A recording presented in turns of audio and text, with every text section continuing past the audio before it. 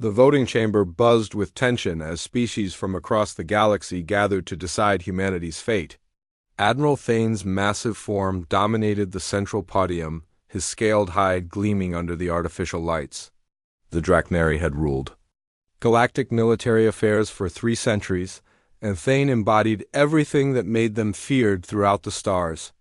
"The humans claim they deserve full membership in our defense council," Thane's voice boomed across the chamber. "Yet what proof do we have of their military worth? They excel at trade, yes.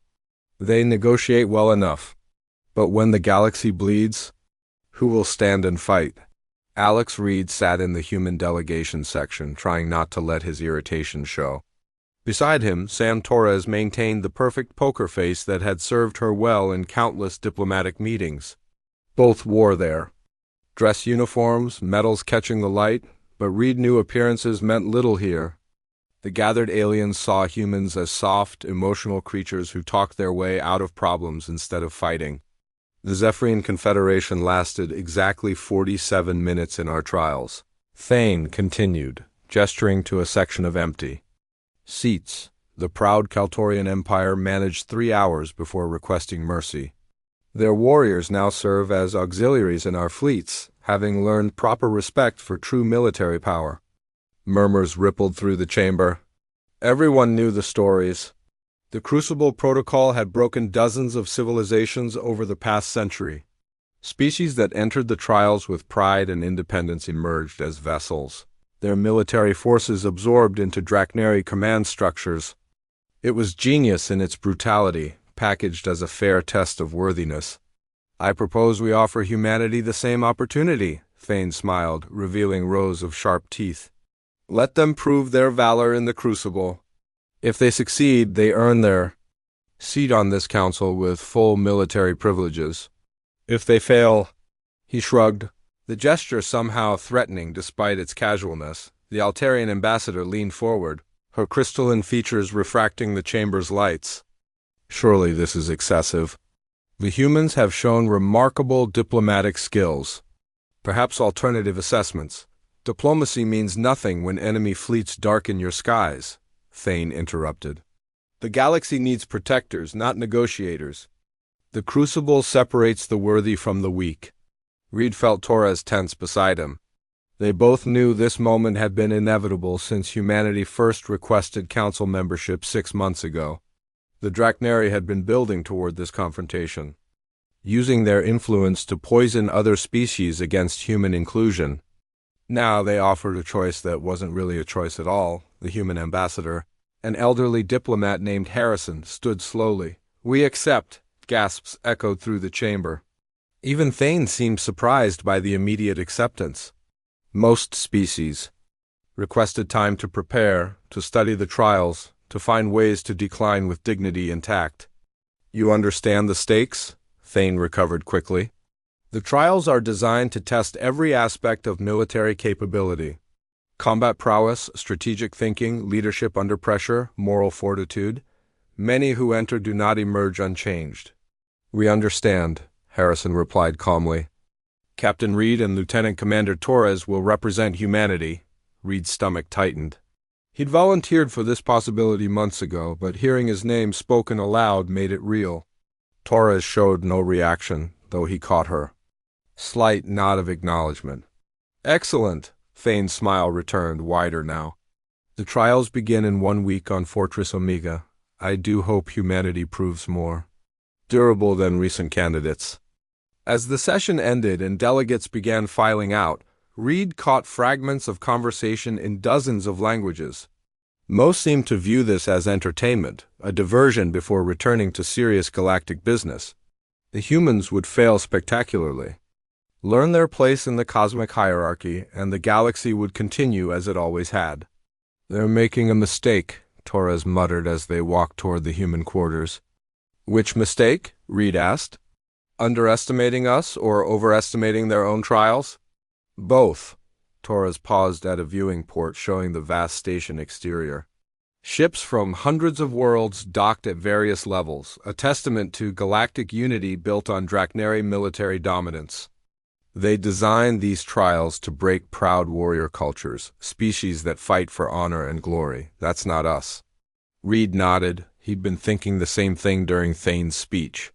The Draknari understood warfare as a matter of superior strength, better weapons, tactical dominance. They'd built trials to humble civilizations that shared those values. Humanity approached conflict differently. What do you think they'll throw at us first? He asked. Probably something to test individual combat prowess, Torres replied. Show us how physically outmatched we are compared to their enhanced warriors. Make us feel small and weak. Good thing we've never cared much about feeling small.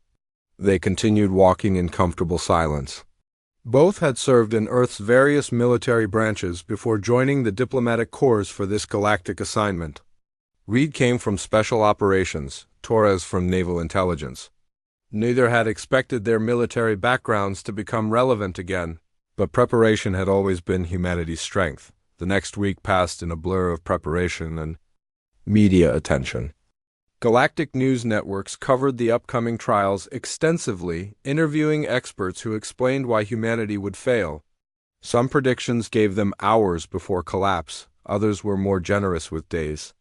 None suggested success was possible. The Draknari had released historical footage from previous trials, showing proud alien warriors reduced to begging for mercy within the first phase. The message was clear. This was what happened to species that overreached their capabilities.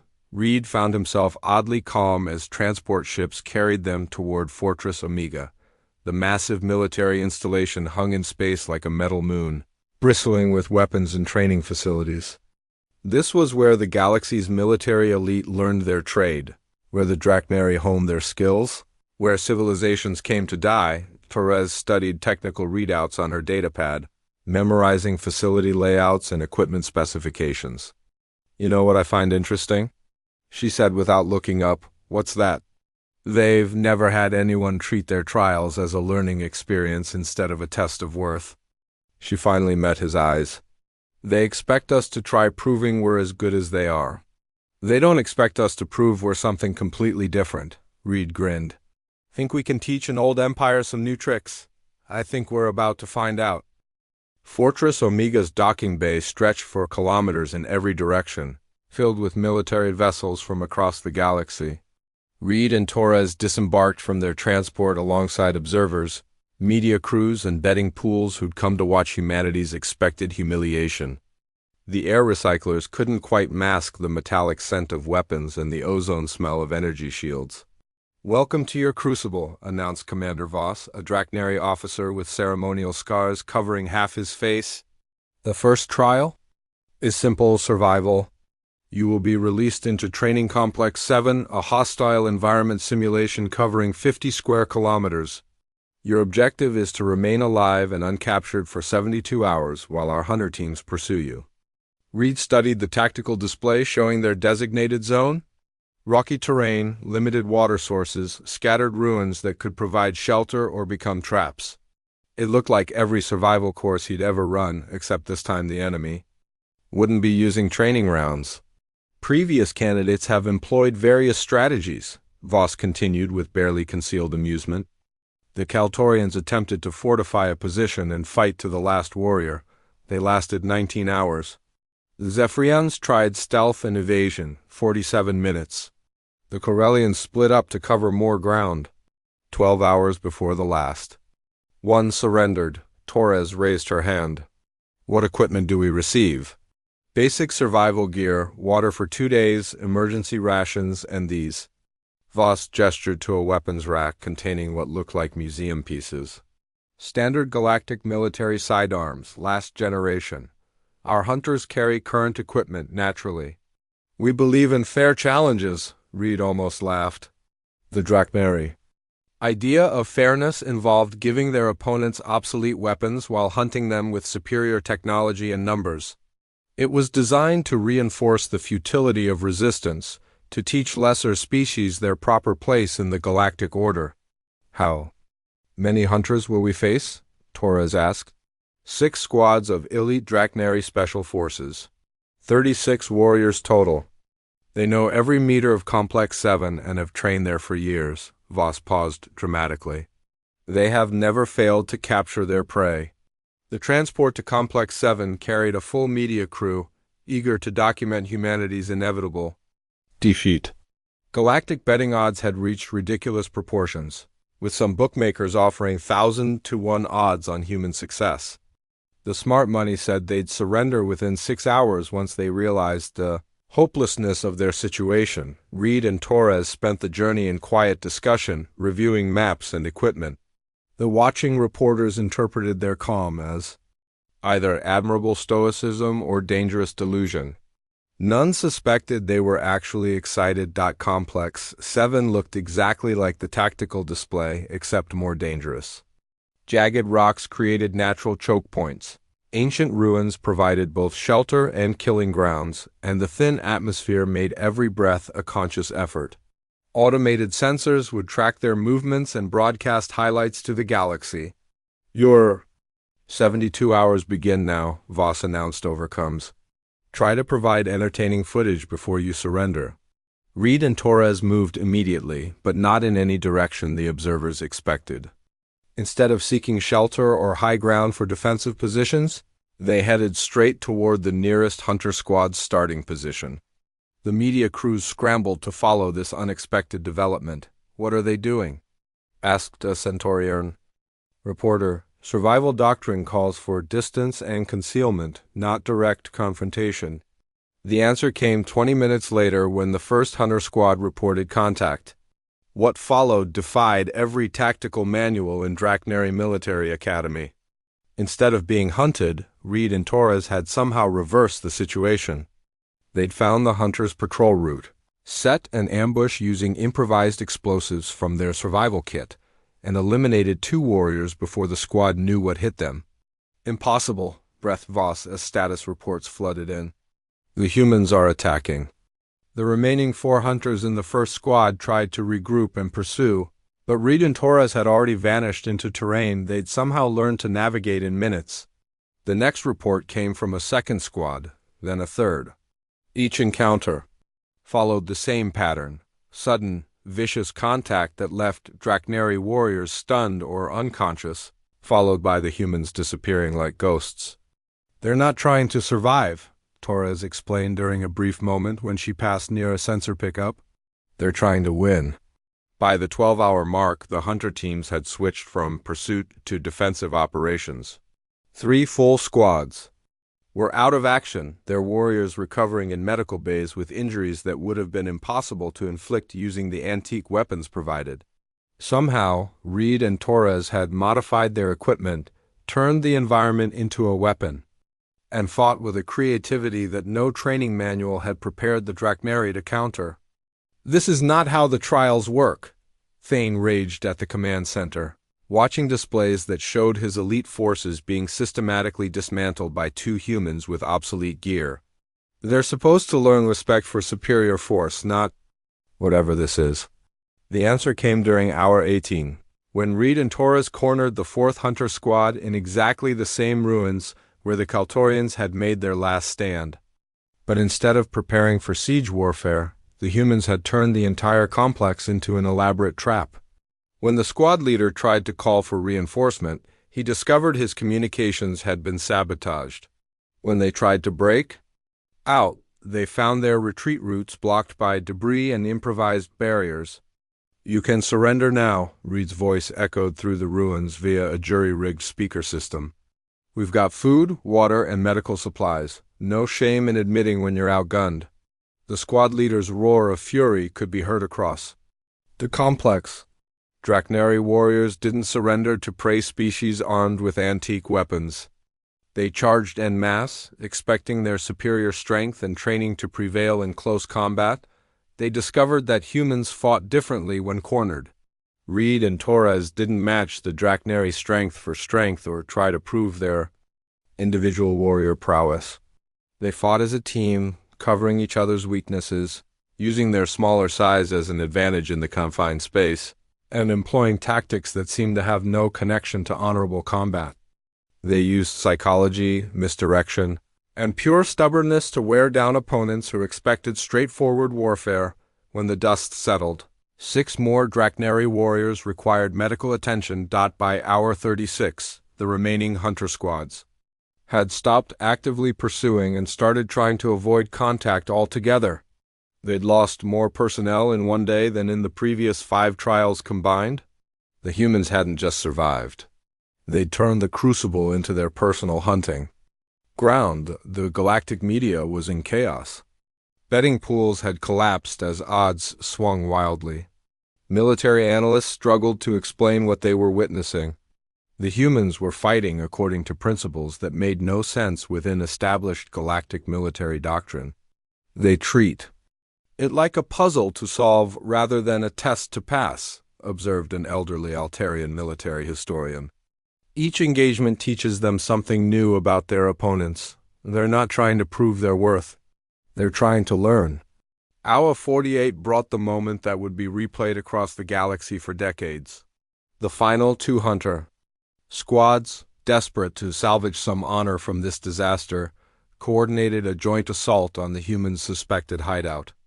12 elite Draknari warriors, armed with the best equipment their empire could provide, moved with perfect tactical precision against 2 humans with antique weapons and whatever they could scavenge.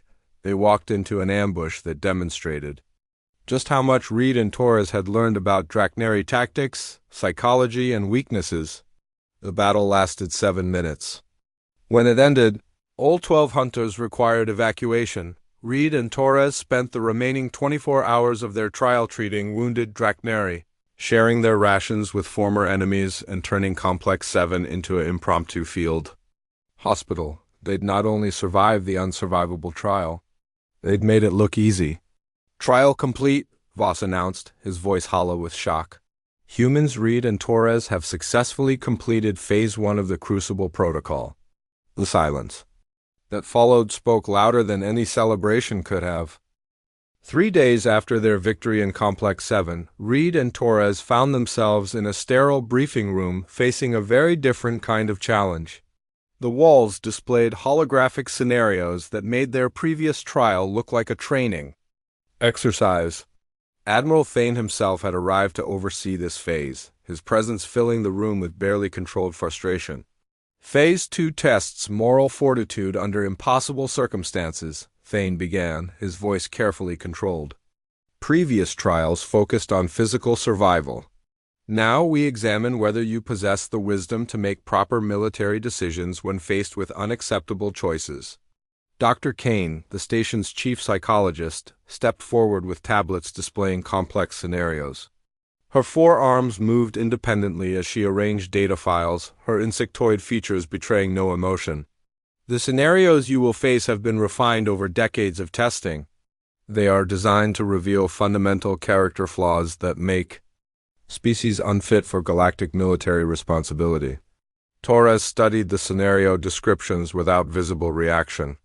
Reed noticed each one followed the same basic pattern: impossible situations where military objectives conflicted with civilian casualties, where victory required sacrificing allies, where success meant betraying moral principles. Classic no-win. Scenarios designed to paralyze decision-makers with ethical dilemmas. The Keltorian commanders spent 3 days debating their first scenario, Dr. Kane continued. Their inability to make hard choices demonstrated why warrior cultures often fail at strategic command levels. The Zephyrians broke down emotionally when forced to choose between saving hostages and completing mission objectives. Even species known for logical thinking have struggled with the moral complexity. Thane activated the first simulation. Scenario 1. You command a strike force tasked with destroying an enemy weapons facility threatening civilian populations on 12 worlds. Intelligence indicates the facility is staffed by enslaved prisoners from those same worlds. Military doctrine requires completion of the mission regardless of collateral damage. What is your decision? The holographic display showed the facility in detail, including life signs indicating thousands of enslaved workers throughout the complex. Previous candidates had spent hours agonizing over the choice between saving the prisoners and preventing Greater casualties elsewhere. Reed examined the tactical data for 30 seconds. We destroy the facility's power generators and weapons manufacturing centers while avoiding the prisoner housing areas. Then we assault through the damaged sections, with ground forces to liberate the slaves.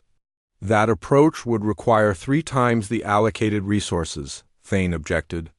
Military efficiency demands. Military efficiency serves strategic objectives, Torres interrupted. Our strategic objective is protecting civilian populations. Liberated prisoners become allies instead of casualties, provide intelligence about enemy operations, and demonstrate to other enslaved populations that rescue is possible. The resource investment pays dividends. Dr. Kane's mandibles clicked in what might have been surprise. You refuse to accept the scenario parameters. The choice is binary: complete the mission or save the prisoners. No, Reed said simply. The choice is between accepting artificial limitations or finding better solutions. Next scenario. The second. Simulation involved defending a colony world where evacuation ships could only save half the population before enemy forces arrived. Military doctrine suggested protecting the most valuable civilians while leaving others to their fate. We contact every available vessel in the sector and requisition additional evacuation capacity, Torres said after reviewing the data. If that's insufficient, we establish defensive positions to buy more time for civilian evacuation. If necessary, we use military vessels for civilian transport while ground forces delay the enemy advance. Impossible, Thane snarled. Resources are limited. Proper command requires accepting losses and prioritizing strategic value. Proper command requires maximizing success, not accepting predetermined failure, Reed replied. Every scenario you've presented assumes we'll work within the constraints that create the moral dilemma instead of changing the constraints themselves. By the 5th scenario, Dr. Kane had stopped explaining the moral complexities. Reed and Torres approached each situation the same way: identify the actual objective, ignore artificial limitations, find creative solutions that achieved better outcomes than the binary choices presented. They treated moral dilemmas as engineering problems to solve rather than philosophical questions to agonize over. Phase 3 involves large-scale tactical command, Thane announced grimly. Perhaps you will find proper respect for reality when facing actual combat limitations.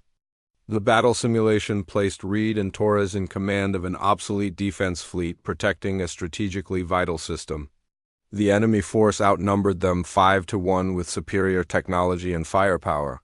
Standard doctrine called for delaying actions to buy time for civilian evacuation before inevitable defeat. Previous candidates have managed to extend the battle duration from 4 hours to nearly 8, the tactical officer explained. The Drachnary battle doctrine considers this acceptable performance given the resource differential.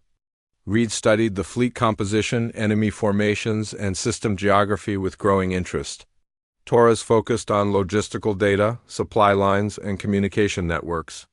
Both seemed more energized than intimidated by the challenge. What's our actual objective? Torres asked. Defend the system, Thane replied. No, Reed shook his head. What's the strategic objective? Why is this system vital? The tactical officer consulted his files. Primary manufacturing center for medical supplies serving 43 colonies. Destruction would cause humanitarian crisis across the sector. Then our objective is preserving manufacturing capacity, not winning a traditional fleet engagement. Torres concluded, completely different problem. Instead of forming traditional battle lines, the human commanders scattered their obsolete ships throughout the system's asteroid fields and gas giant rings. They used the manufacturing station's industrial equipment as improvised weapons, turned cargo haulers into missile platforms, and coordinated with system defense militia that previous simulations had treated as negligible assets. The enemy fleet found itself fighting not a conventional battle, but a 3-dimensional guerrilla war where every piece of civilian infrastructure had become part of the defense network. Merchant vessels delivered supplies to hidden fleet positions while appearing to evacuate civilians. Manufacturing stations continued production while serving as fortified positions. This is not proper fleet tactics, Thane observed as the simulation showed his superior force being systematically degraded by attacks from unexpected vectors. It's not fleet tactics at all, Reed agreed. It's system defense using all available resources. The enemy came prepared to fight our fleet, not our entire civilization. 6 hours into the simulation, the enemy commander requested reinforcements.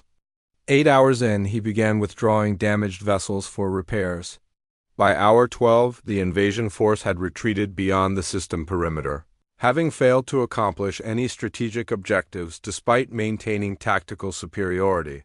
The simulation ended with human forces not only intact but stronger than when they'd started, having absorbed fleeing enemy personnel who preferred surrender to return to their own harsh commanders. Victory through conversion rather than destruction, Torres summarized. Much more efficient than traditional warfare. Dr. Kane reviewed her psychological profiles with obvious confusion. Your responses indicate no stress markers, no moral uncertainty, no evidence of the decision-making paralysis that typically results from command pressure. Because we don't see these as moral dilemmas, Reed explained. We see them as problems to solve. Moral behavior means finding solutions that protect the most people and achieve the best outcomes, not agonizing over artificially limited choices. Thane's expression had grown increasingly dangerous throughout the day. The trials designed to break human spirits through moral complexity had instead revealed a species that approached warfare with fundamentally different assumptions. Where other civilizations saw honor, duty, and acceptable losses, humans saw puzzles, opportunities, and unacceptable constraints. Phase 4 begins tomorrow, he announced coldly. We shall see how your creative problem-solving serves when facing truly impossible odds. As they left the briefing room, Torres leaned close to Reed. I think we're making him angry. Good, Reed replied. Angry opponents make mistakes. And I get the feeling we're going to need all the advantages we can get. Neither noticed Dr. Kane observing them through the security cameras, her reports already being transmitted to the highest levels of Draknari command. The humans weren't just succeeding at trials designed to humble them. They were revealing fundamental flaws in the entire philosophical foundation of galactic military doctrine. The real test was just beginning. The transport to Training Complex Alpha moved through space like a funeral procession. Reed and Torres sat in restraints designed for much larger beings while automated systems announced their proximity to what galactic media had dubbed the killing ground. Outside the viewports, Complex Alpha looked less like a military facility and more like a mechanical nightmare engineered by sadistic architects. The Omega Protocol has never been survived, Commander Voss informed them, his earlier amusement replaced by something approaching respect. It was designed to demonstrate the absolute limits of biological capability under combat conditions. Admiral Thane activated it specifically for your trial. Dr. Kane's multiple eyes focused on displays, showing the complex's interior. Environmental conditions include vacuum exposure, extreme temperature variations, automated weapon systems with real ammunition, and gravitational anomalies that will disorient most species. Previous subjects typically request termination within the first hour. Torres studied the tactical data with professional interest. How many previous subjects have there been? 3, Voss replied quietly. 2 Draknari volunteers during the initial testing phase, and 1 condemned prisoner who chose trial by combat over execution. None survived longer than 93 minutes, Reed whistled softly. And we get how long to complete the objectives? 12 hours to reach the central command center and extract designated intelligence. Thane's voice cut through the transport's system. You will face automated defenses calibrated to military-grade lethality, environmental hazards that have killed trained warriors, and technical challenges that require expertise your species has not yet developed. The complex's docking bay opened, like a metal mouth preparing to swallow them. Emergency medical teams waited nearby, though their equipment looked more suitable for collecting remains than treating survivors. The betting pools had stopped taking wagers. No bookmaker wanted to profit from what everyone expected to be an execution. Your equipment. Voss gestured to a table containing environmental suits designed for species half their size and weapons that looked like they'd been salvaged from a scrapyard. The Omega protocol provides minimal survival gear to ensure subjects can appreciate the full scope of their failure before succumbing. Torres examined the undersized suit with engineering interest.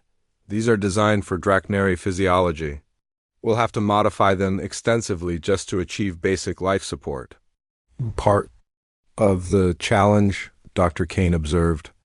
Adaptation under pressure reveals character more clearly than preparation under ideal conditions. Reed was already stripping components from both suits, combining functional elements while discarding damaged sections. Good thing humans have experience making broken equipment work. We've been doing it since we invented fire.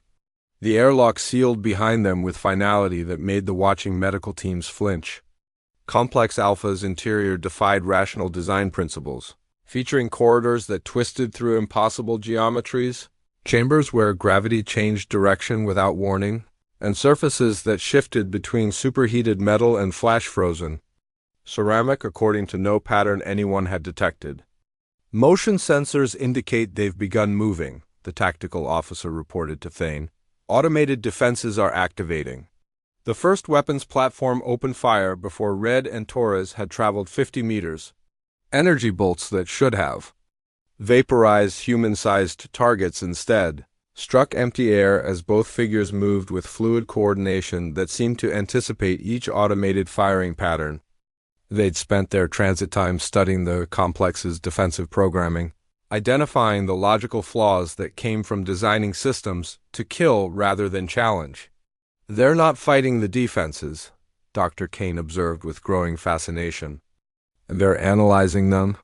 Torres had somehow jury-rigged her malfunctioning weapon into a scanning device that mapped the automated system's firing sequences. Reed used his suit's damaged sensors to identify environmental hazards before they activated. Instead of rushing toward their objective, they moved methodically through each chamber, learning the complex's patterns while avoiding its lethal capabilities.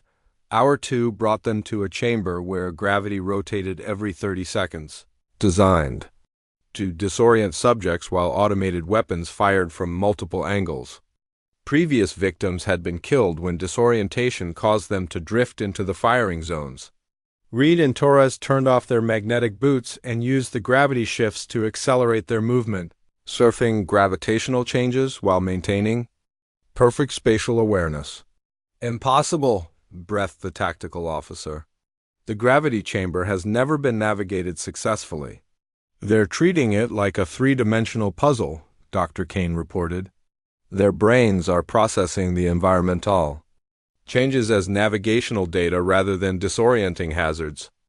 Hour 4 found them in the maze section, where corridors rearranged themselves according to algorithms that had driven previous subjects to mental breakdown. The passages led nowhere, doubled back on themselves, and created spatial relationships that violated basic geometry. It was designed to induce claustrophobic panic in beings who expected their environment to follow logical rules. Torres had connected her weapon scanner to the complex's maintenance network, somehow accessing the maze's control systems. The passages aren't random, she explained to Reed through their jury-rigged CUM system. They follow maintenance protocols for cleaning and repair access. We just need to think like a repair drone instead of an intruder. They move through service tunnels that weren't supposed to accommodate biological beings, crawled through ventilation systems designed for atmosphere recycling, and used maintenance shafts to bypass entire sections of the maze. What should have been an impossible navigation challenge became a guided tour of the complex's infrastructure. They're not respecting the intended experience, Thane raged, watching displays that showed the humans systematically circumventing challenges designed to be insurmountable. The trials are meant to test subjects within established parameters. The humans don't acknowledge our parameters as valid, Dr. Kane replied thoughtfully. They treat artificial constraints as problems to solve rather than rules to follow. Our 6 brought the temperature chambers, where subjects faced alternating exposure to superheated plasma and absolute zero cryogenic conditions. The environmental suits provided for the trial offered minimal protection, forcing previous subjects to choose between advance and survival. Most chose neither, dying when their inadequate equipment failed under thermal stress.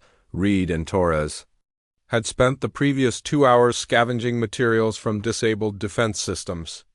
Their suits now resembled mechanical artwork, bristling with improvised heat exchangers, redundant life support systems, and thermal regulators built from weapons components. They moved through the temperature chambers like they were taking a casual stroll, their modified equipment maintaining perfect environmental control.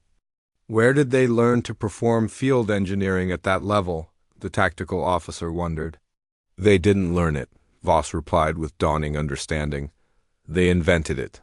Each modification is original, created specifically for their current needs. Hour 8 brought them to the final approaches of the Central Command Center, where automated systems unleashed every remaining defensive capability simultaneously. Energy weapons, kinetic projectiles, chemical hazards, sonic disruptors, and gravitational distortions filled the space with lethal chaos that no biological being should have been able to survive.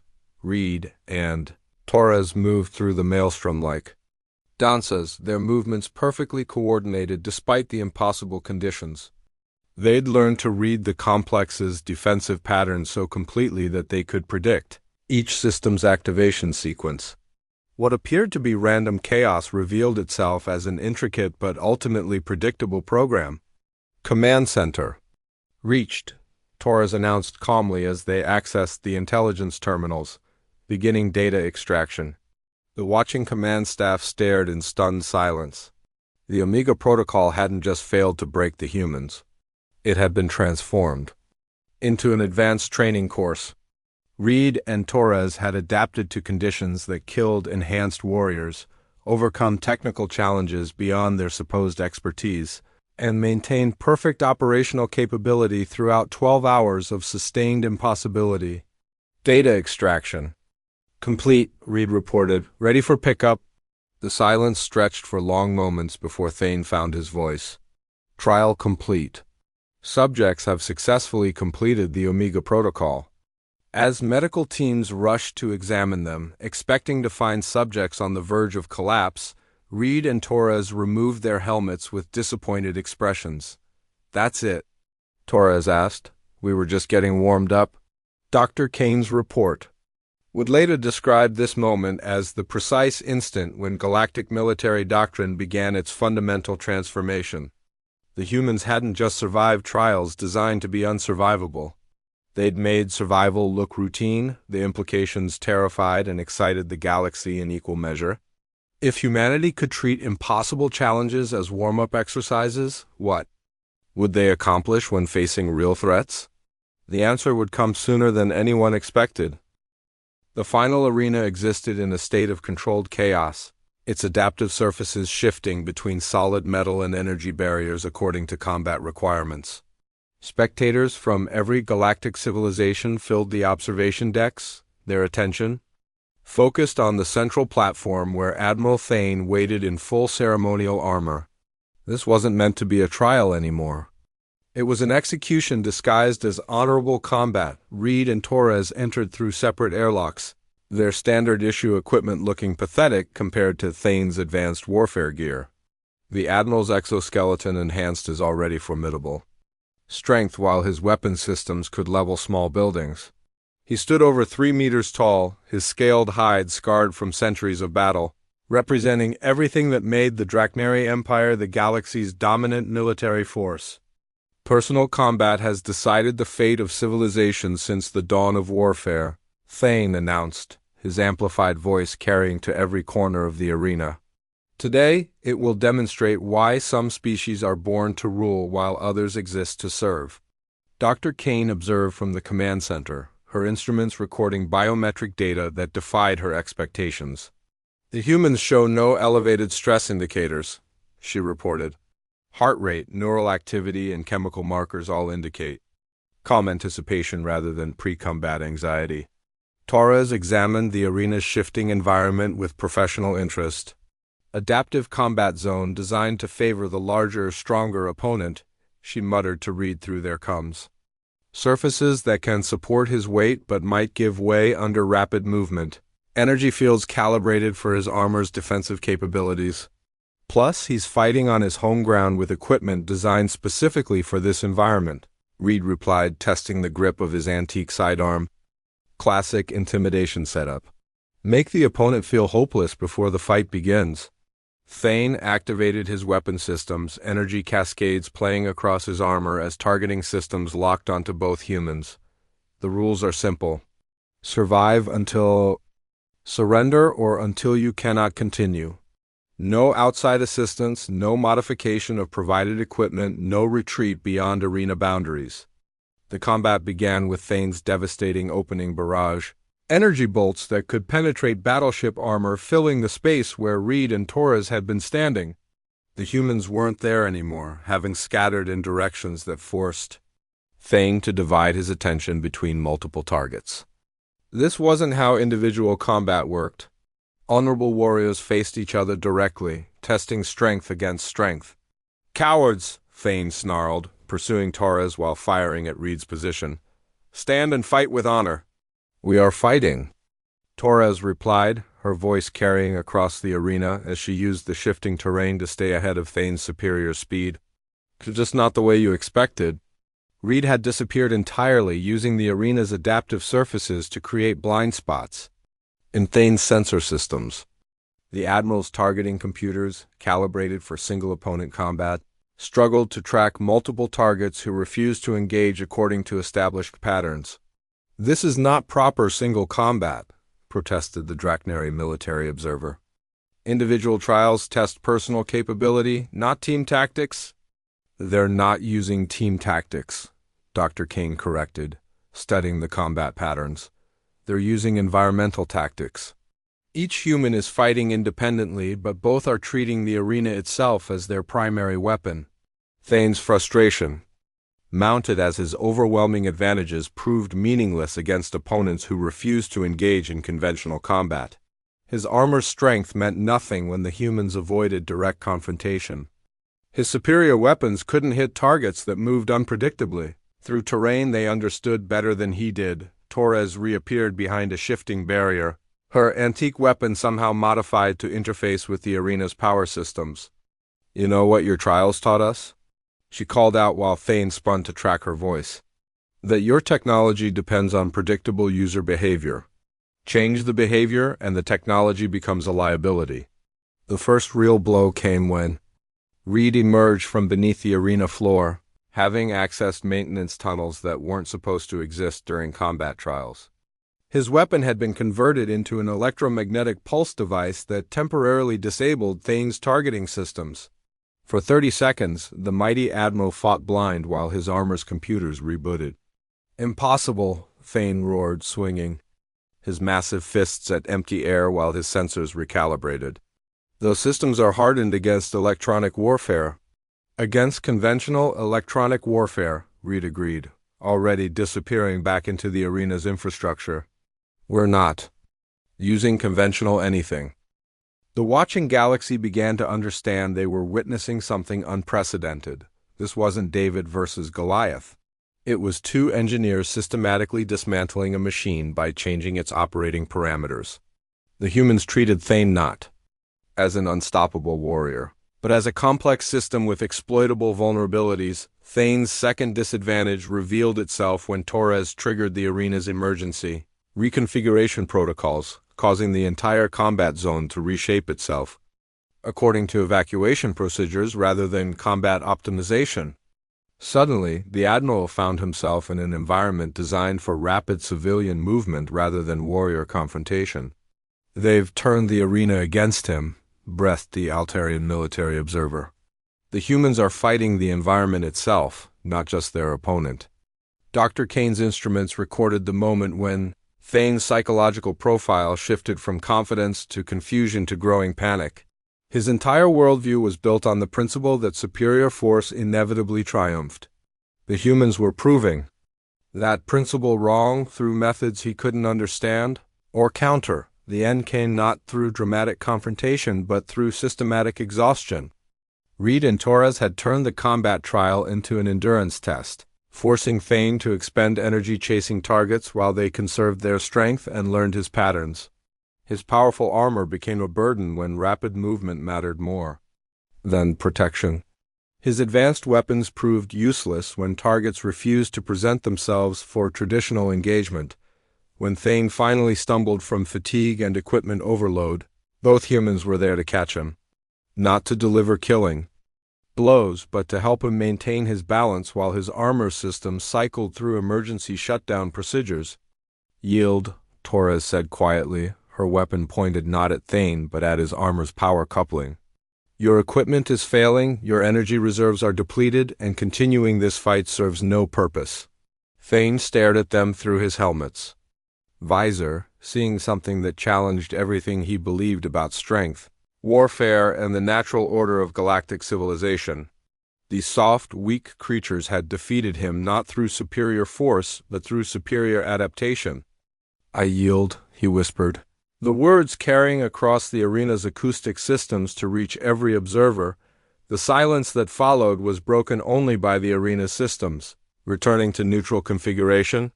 Reed and Torres helped Thane remove his DMAGED armor while medical teams rushed to check his condition. They showed no triumph, no vindication, just professional concern for a defeated opponent. "The trials are complete," Dr. Kane announced, her voice hollow with shock. "Humans, Reed and Torres have successfully completed all phases of the Crucible Protocol." As news of humanity's victory spread across the galaxy, something fundamental shifted in the balance of galactic power.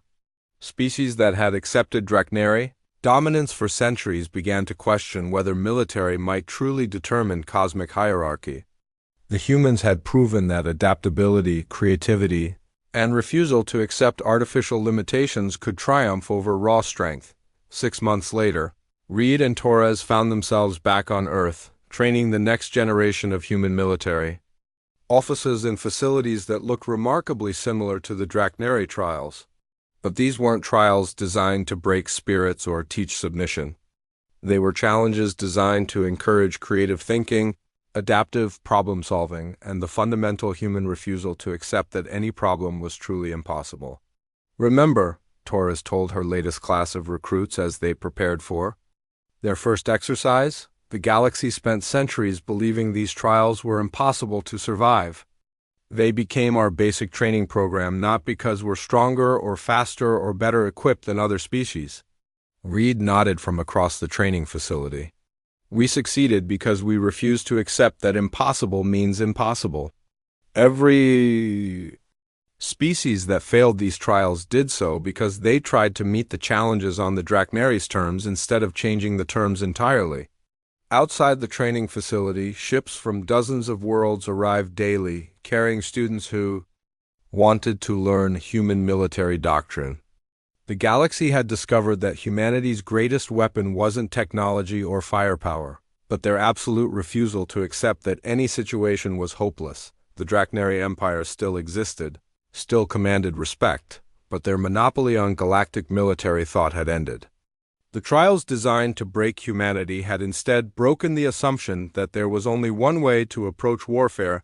As Reed watched new recruits tackle their first impossible challenge, he smiled. Somewhere in the galaxy, other species were learning that the word impossible was just another problem waiting for a creative solution. The warm-up was over.